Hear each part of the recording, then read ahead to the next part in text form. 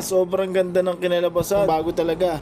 Last part na nga ng pagme-makeover natin ng drawer. Sa video na to, ibabalutin na natin ng vinyl wrap yung ating drawer. Medyo hirap nga ako sa pagkabit nito. Dahil nga first time ko din, kakaroon ng bubbles yung pagbabalot. Ginagamitan ko ito ng scraper at heat gun. Trip nga pala mga tropa, iwasan yung gumamit muna ng heat gun. Pag naglalatag pa lang kayo, mabuti na scraper lang muna yung gamitin nyo. Pag naglalatag pa lang, para hindi ma-deform yung vinyl. Siguraduhin na punasan nyo yung surface. Para sure na dumikit yung vinyl. Mas maganda rin na sinukat nyo maigi yung surface para hindi kayo kulangin sa vinyl. Pag nadikit nyo na, doon nyo na lang gamitan ng heat gun para lumapat at maalis yung mga bulang na ipit sa loob. Pagkatapos ay cutter nyo na yung excess na vinyl. Siguraduhin matalim yung gamit yung cutter para maging malinis yung kalabasan ng edges. Hindi alon-alon. Pulido yung kinalabasan. Kung mapapansin nyo nga, may blue marker yung ating minasilyahan. Ito ay dahil nung tinesting ko siya, kita yung parte ng masilya dahil yellowish nga ang color niya at darker yung color ng ating drawer. Ito na lang yung mga tools at materials na nagamit ko sa project na to.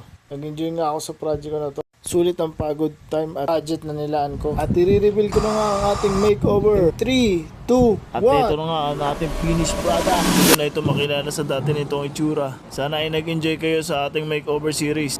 Follow for our next project. Ingat!